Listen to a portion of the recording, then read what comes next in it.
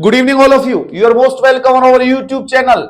इससे पहले हमने डिस्कशन किया था इमोशंस के बारे में। अब हम डिस्कशन करते हैं इमोशंस एंड हेल्थ के बारे में। आपके इमोशंस आपके हेल्थ को अफेक्ट करते हैं।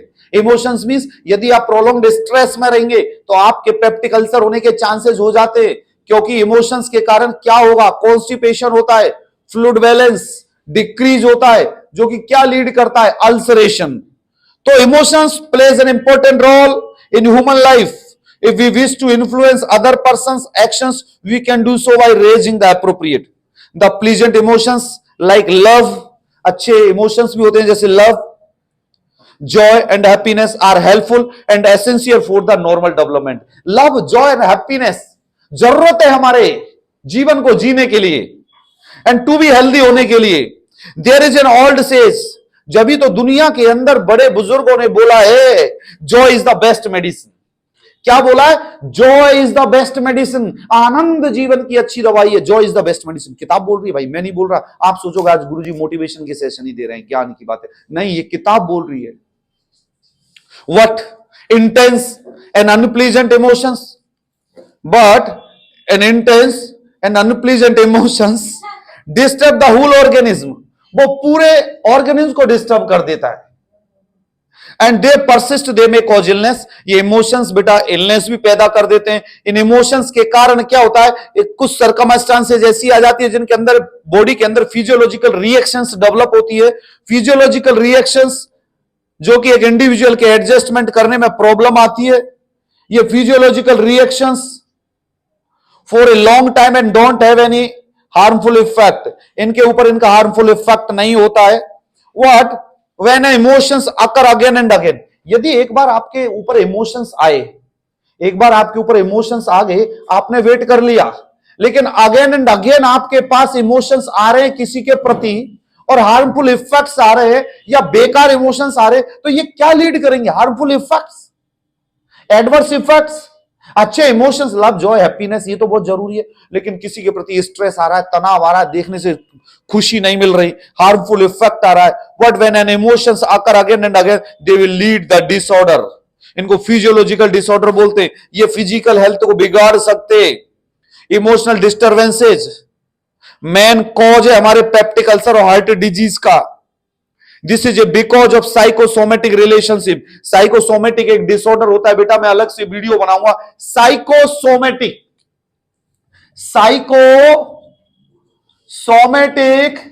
डिसऑर्डर, इसका कहने का मतलब है साइको मीन्स हो गया बेटा मेंटल और सोमेटिक मीन्स हो गया बॉडी।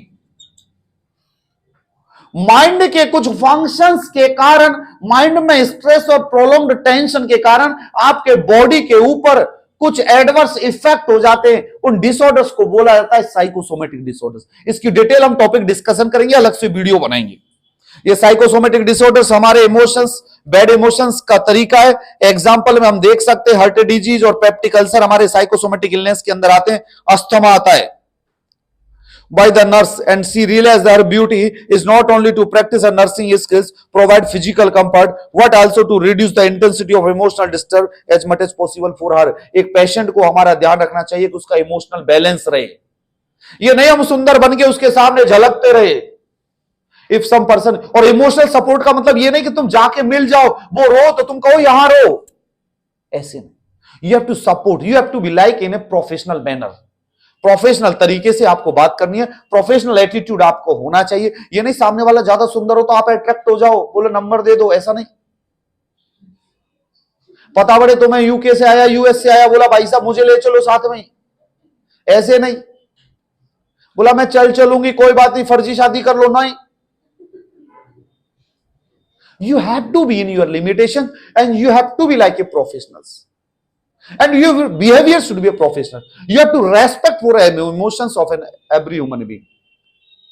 अरे बड़े बड़े सेलिब्रिटीज, बड़ी बड़ी सुंदर लड़कियां, बड़े बड़ी जो सुंदर हीरोइन है, हीरो जितने भी लोग रहते हैं, रेस्पेक्ट करते हैं ना। कोई आता पब्लिक का, वो रोता हुआ आता है, वो हक कर लेता है, तो वो हीरोइन नहीं कहती चलो हक करो। ये क्या होता है? Regard and respect to the emotions. Emotional reaction in patient and nurse, most of the patient show such emotional reactions. हमारे पेशेंट के पास इमोशनल रिएक्शंस होते हैं, fear, worry, anxiety, anger, annoyance and resentment, and हमें भी ये experience होता है, बट ये इमोशंस को कवर करना है and keep them to our self. Most of the patient feel difficulty to show. हमारे पेशेंट को बहुत सारा एक्सपीरियंस होता है इन चीजों का, उसके इमोशनल सपोर्ट करना है, उसके इमोशंस का रिगार्ड करना है, उसको वेलबींग करना है। इमोशनल वेलबींग होना बहुत जरूरी है रादर देन अदर चीज। जैसे कई लोग बोलते हैं ना, यदि तुम्हारा धन गया तो कुछ नहीं गया, यदि तुम्हारी हेल्थ गई तो थोड़ा बहुत गया, और यदि तुम्हारा चरित्र गया तो जीवन में तुम्हारा सब कुछ गया। तो character is the man and soul thing. बनाएंगे वीडियो इसके बाद, याद दिलाना। तो courage and billing, cooperation, patient को कोऑपरेशन करना है। इमोशंस मींस यदि पेशेंट इमोशनल है, ऑपरेशन के लिए जा रहा है, वो रो सकता है, क्राई कर सकता है, बता सकता है मेरे छोटे छोटे बच्चे, ध्यान रखेगा, कौन रखेगा, बीबी के यहाँ नहीं है, कोई नहीं है, भूली भाली है, जानती नहीं है। Lot of emotions are there for an individual. आप बच्चे हो, आपको नहीं पता, लेकिन जब एक पर्सन जा रहा होता है, पीछे उसको दो छोटे छोटे मासूम लोग बच्चों का चेहरा दिखाई देता है, दिल टूट जाता है किसी का। ऐसे नहीं होता। तो you regard to the emotions of an every individual. और आपको ये पता है, यदि किसी पर्सन को नेगेटिव स्ट्रेस हो रहा है, या नेगेटिव स्ट्रेस मींस स्ट्रेस हो रहा है, या किसी चीज में उसको नेगेटिव इमोशंस आ रहे हैं जो कि उसके लिए हार्मफुल हो सकते हैं, तो you have to regard them and respect them. समझ में आया बेटे? उसके बाद sometimes the critically ill patients get angry and irritability at the time of procedures, examinations and administrations of medicines. At that time, the nurse should accept his anger response with a smile, and she should keep her emotions under control friendly. एक जो normally जो female रहती है उसको अपने control में रखना चाहिए, स्माइल करके बात करना चाहिए, क्रोध से, एंगर में, एग्रेसिव तरीके से बात नहीं करना चाहिए। ये तो नॉर्मल है। यदि स्माइली चेहरा आएगा तो कौन नहीं देखना चाहेगा, और यदि एंगर में जेलसी और एंगर और जले हुए बिल्कुल भुर्ते की तरह यदि तुम बैठे हो तो no one likes your face. Control of emotions, emotions पर कंट्रोल करना है। इमोशंस पर कंट्रोल करने के लिए आपको हॉबीज को डेवलप करिए, लाइफ की फिलॉसफी बनाइए। हॉबीज डेवलप करना, आपको क्रिकेट खेलने का शौक है, क्रिकेट खेलिए, आपको पेंटिंग का शौक है, पेंटिंग करिए। जब भी तो इमोशंस कंट्रोल होंगे। वो छोड़ के चली गई मुझे, अब क्या करें, उसकी यादों में आप पेंटिंग बनाइए, आप हॉबीज डेवलप करिए, आपकी लाइफ की फिलॉसफी बनाइए कि हाँ आपको आगे क्या करना है। एम्प्टी माइंड इज एबिल्स, लिखा हुआ है मैंने, an empty mind is devils. खाली दिमाग शैतान का घर होता है। तो खाली दिमाग मत रखिए, पढ़ते रहिए। और तुम तो स्टूडेंट हो, तुम्हारा तो खाली रहना ही नहीं चाहिए। The behaviour of mature person is govern by intelligence and regaining rather than bye emotions. हमेशा जो इंटेलेक्चुअल लोग और जो इंटेलिजेंट लोग होते हैं वो कभी रोते नहीं है, हंसते नहीं है, ना इमोशंस होते, वो बहुत मजबूत होते हैं।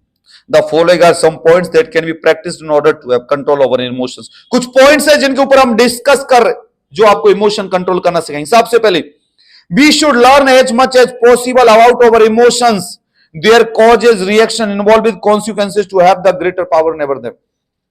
सबसे पहले तो ये मालूम होना चाहिए आपको अपने बारे में कि आप कितने इमोशनल हो, और आपको कहां कहां इमोशंस आते हैं, और आपके इमोशंस के कारण आपको क्या क्या भुगतना पड़ता है, और आपके इमोशंस आपको किस परखच्चे में डाल रहे हैं।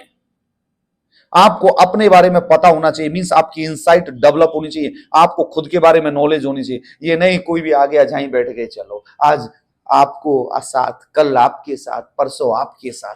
आजकल की जो जनरेशन कर रही है, no nothing morality is there, no emotions is there, we are emotionless animals. You don't say like this, you say I am emotional human being but not an emotionals, we respect emotions. तो बेटा आपको आपके बारे में पता होना चाहिए, आपको इमोशंस कहां आते हैं, कैसे आते हैं, क्या करते हैं, क्या कॉन्सिक्वेंसेज है उनका, क्या रिएक्शंस है, और उनके ऊपर आपको पावर होनी चाहिए कि हाँ यार मैं मेरे इमोशंस रोक सकता हूं, ये कैसे झुका देंगे मुझे अपने नीचे। दूसरा, try to avoid emergency situation as much as possible, such situation cause excessive emotional reaction. ऐसी सिचुएशन, इमरजेंसी सिचुएशन से आप दूर हो जाइए, दूर रहने की कोशिश करिए, जहां पर आपको जरूरत नहीं हो, जहां पर आपको इमोशंस आते हो। उन सिचुएशन से आप दूर होने की कोशिश करें।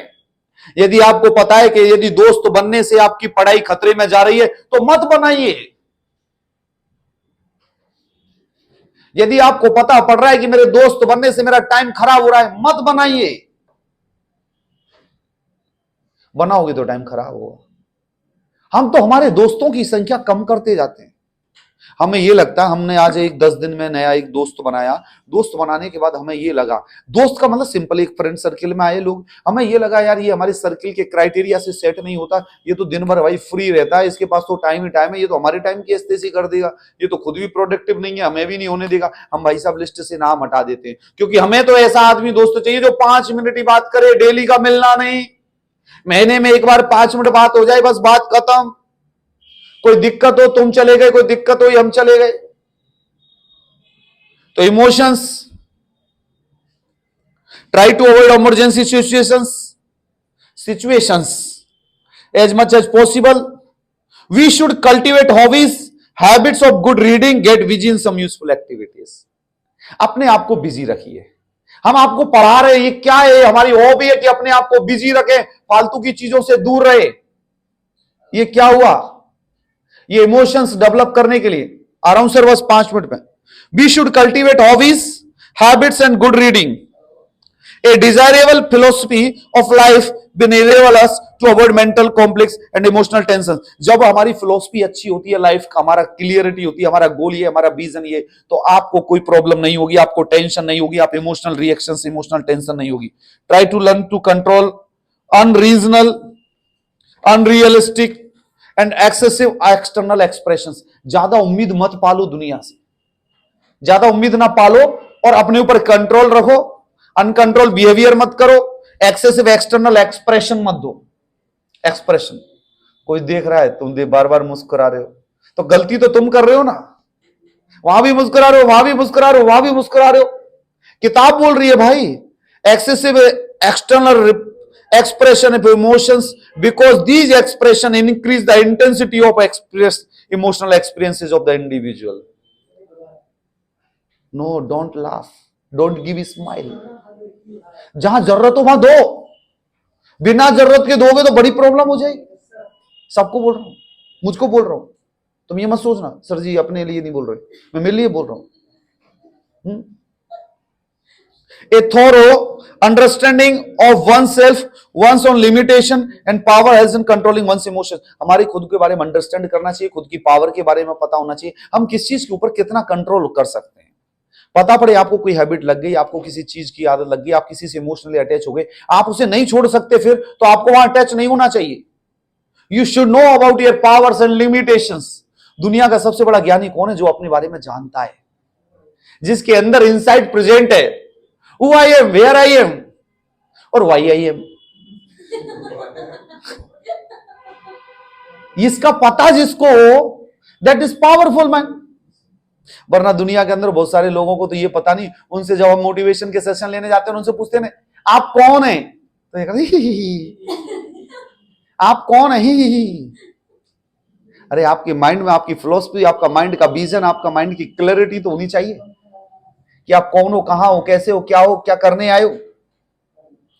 A well developed sense of humor will help to forget over petty annoyances। well developed sense of humor means intellectual level, intelligence level आपको डेवलप करना चाहिए, जिससे कि आप लाइफ की अनप्लीजेंट इमोशन से बच सको और अवॉइडेबल सर्कमस्टेंसेस, आपकी जो परिस्थितियां जीवन में आए आप उनसे बच सको। ये सारी चीजें हमारे इसके अंदर आती है बेटा, इमोशंस एंड हेल्थ के अंदर। इमोशंस एंड हेल्थ के अंदर जब क्वेश्चन पूछा जाए तो आपको साइकोसोमेटिक डिसऑर्डर्स के बारे में जरूर लिखना है, उनके बारे में जरूर एक्सप्लेन करना है, और ये नर्स पेशेंट रिलेशनशिप के बारे में भी लिखना है। ये हमारे कॉन्सेप्ट कंप्लीट होता है साइकोलॉजी के अंदर। और बाकी की हमारी वीडियोस को देखने के लिए हमारा YouTube channel doctor Akhilesh Sharma subscribe करें, शेयर करें, बताएं। Thank you so much, bye bye, take care.